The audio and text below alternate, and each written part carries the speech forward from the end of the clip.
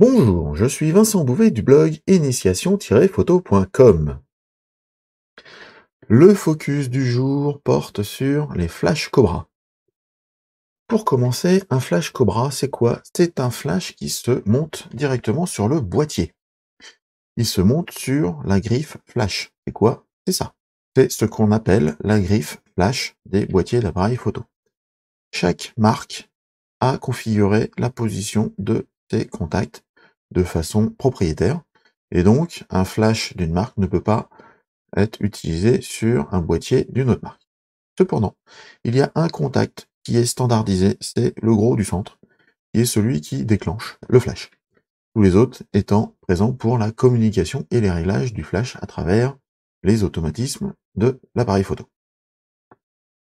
Comme je le disais, c'est un flash qui se fixe sur le boîtier et ça a ça l'avantage de se maintenir toute seule. Donc c'est assez pratique à emporter puisque une fois monté, le flash fait partie intégrante de l'appareil et vous êtes beaucoup moins encombré avec lui. Il a un faible poids, c'est-à-dire que vous pouvez l'emporter tout le temps dans votre sac à dos sans avoir d'aléa dû au poids. Il peut d'ailleurs se tenir facilement dans votre main, c'est ce qu'on voit sur la photo, hein. Le flash est quand même de faible dimension, et léger et se tient dans la main. Et l'intérêt de le tenir à la main, c'est ce qu'on verra un petit peu plus tard, c'est qu'on peut les utiliser de façon déportée. Au-delà d'être directement installable sur le boîtier d'appareil photo, la deuxième caractéristique particulière des flash Cobra, c'est que leur tête ici est orientable. C'est-à-dire que autant à la base, elle va être dans l'axe de l'objectif et du boîtier, que la tête qui émet la lumière va, elle, pouvoir réaliser une rotation de 360 degrés de façon horizontale et de plus de 90 degrés de façon verticale. Et ça, c'est très intéressant puisqu'il y a une technique qui s'appelle le flash par rebond, et ça permet d'orienter la lumière et de diffuser la lumière. En gros, la technique, c'est on vient éclairer un mur sur le côté de votre sujet et la lumière ne sera plus votre petit flash, mais va être le pan de mur qui sera éclairé, donc une source de lumière très large, et qui plus est, sera désaxé de votre axe et va introduire du relief à votre scène photographique. Et donc, ce principe-là, ça se fait sur les murs et sur les plafonds, et c'est vraiment un bon moyen d'adoucir les ombres de votre scène. Comme je le disais tout à l'heure, on peut les piloter à distance. Donc, la majorité des constructeurs aujourd'hui ont directement intégré cette possibilité à leur flash. C'est ce que l'on voit ici sur la photographie, où là je l'ai mis en mode esclave, remote, et il attend de recevoir une information d'un flash similaire qui lui va le piloter. Il existe aussi des systèmes externes qui permettent de piloter n'importe quel type de flash, voire des flashs de marques différentes, grâce à une communication radio. On vient mettre un émetteur au niveau de la griffe flash du boîtier, et sur celui-ci, on vient y mettre les réglages des puissances des différents flashs, et chaque flash déporté à distance aura son propre récepteur qui va interpréter le message et déclencher le flash au moment voulu, avec la puissance voulue.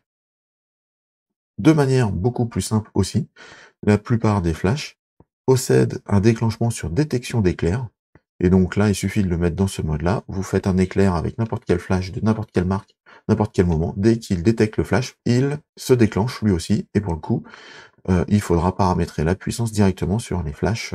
Il n'y a pas de communication entre eux, c'est juste sur une détection de flash qui se déclenche.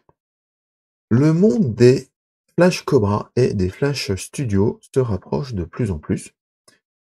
Ce qui fait que, au niveau des flash Cobra, il existe de plus en plus d'accessoires permettant de modifier la lumière. C'est ce que l'on appelle des modeleurs de lumière. Là, j'ai des boîtes à lumière, on peut trouver des attaches pour parapluie, on peut trouver des supports à gélatine pour colorer la lumière, il y a des snoots, il y a plein de supports pour grille nid d'abeille. Tout ça, c'était des accessoires qui étaient avant exclusivement réservés aux éclairages de studio. Aujourd'hui, ça se trouve aussi pour les flash Cobra. On a les systèmes classiques depuis le boîtier, mais il existe des systèmes un petit peu plus évolués qui permettent même de déclencher sur la détection d'un bruit, sur la détection d'un franchissement d'une barrière laser, etc. Et ça peut être très intéressant pour photographier des papillons en vol grâce à une barrière laser qui détecte le passage du papillon.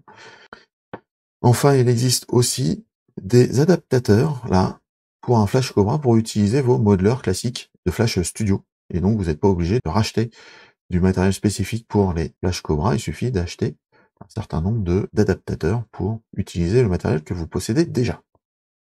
Dans la continuité du rapprochement des deux domaines, ça engendre aussi une plage de prix très étalée. C'est-à-dire qu'on passe de 45 € à 1200 € de ce que j'ai pu voir là rapidement quand j'ai préparé le support.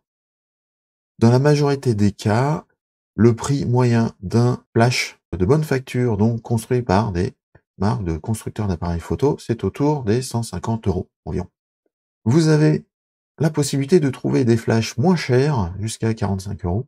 Là, c'est plutôt des constructeurs chinois, japonais qui vont faire des flashs low cost, mais qui auront un minimum de fonctionnalités très utiles et ils sont loin d'être à snobber, hein, et ça peut apporter vraiment une bonne solution d'éclairage à très faible coût.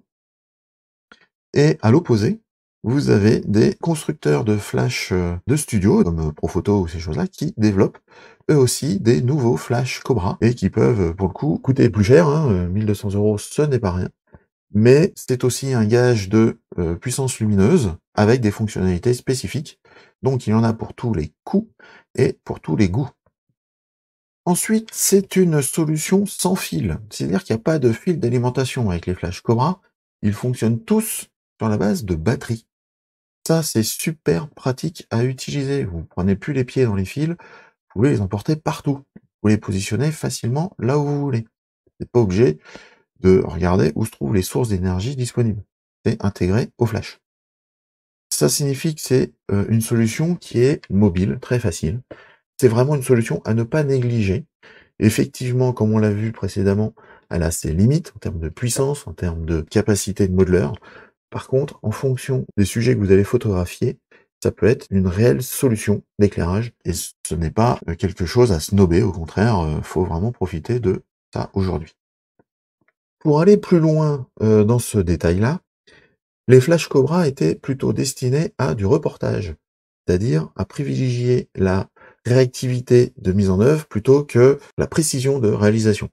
Donc c'est ce que je vous explique dans la fiche PDF ici, les différents modes de fonctionnement que vous pouvez trouver sur vos Flash Cobra. Voilà pour aujourd'hui. Si vous avez aimé cette vidéo, je vous invite à la liker, à la partager avec vos amis et à vous abonner à la chaîne YouTube. Moi je vous dis merci, au revoir et à demain.